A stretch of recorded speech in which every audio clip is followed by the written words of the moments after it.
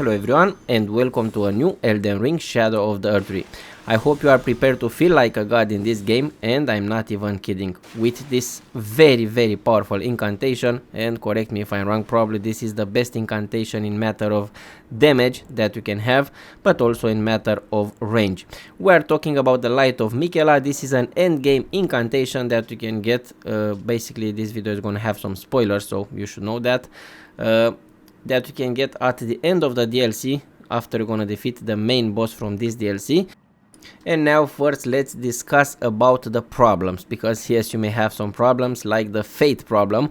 It will require for you to have 72 fate points in order to use it, probably the most consuming fate points that you can ever see in an incantation. But I'm here to help you also with that.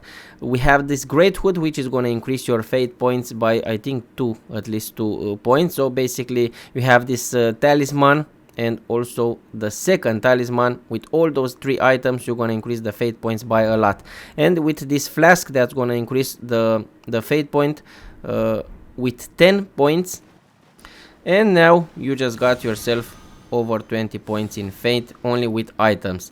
I think I got you covered with that. Now let's see how good is actually this incantation. The FP cost is gonna be 48. It's gonna require for you to have 2 free slots in order to use it, so maybe it's gonna be a problem for some of you, I'm not sure. And you can just cast it from a long distance, probably the best range that an incantation can have in this game. I'm not sure if I have an incantation that can, and I tested a lot of them, most of them. I'm not sure if I have an incantation with a bigger range than this one. Now this thing is gonna have 2 phases, the first beam of lights that you are seeing, and then if you wait a few seconds you're gonna see more beam of lights, basically to finish your enemies. Depends how strong they are. This is very good against bosses, against a lot of NPCs, and maybe you can use it in PvP. I'm not sure how this, I didn't test it, so yeah, you can just do that. The range in my opinion is the best thing, and also the damage. Depends what it's your build, and I don't have the proper build for me to use this thing, but just look at that. Use it once, the first beam of light and the second one. How awesome is that? I noticed some problems that you can fix if you are a pretty good player.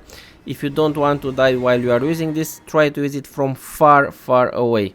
Because if you're gonna use it with an enemy that is quite aggressive and is gonna stay near you, it's gonna be a little bit difficult to actually do some damage, only because it's gonna move. And yeah, this thing is not gonna chase your enemies, very important to know.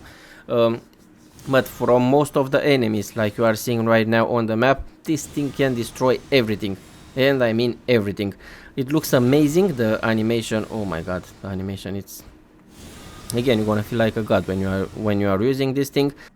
And please tell me if there is another incantation that looks just a little bit better than this. Just tell me if you think there is another one. Just look at the distance that you can use this thing, and the damage, again, it's insane. It's just insane. Imagine with a perfect build, with some fate build, and with the perfect items, how crazy this thing can be. With the perfect buffs, with the perfect, I don't know, you can do a lot of stuff to improve it. And feel free to explore. You can just tell me in the comment section which build you think is the best for you to use this incantation.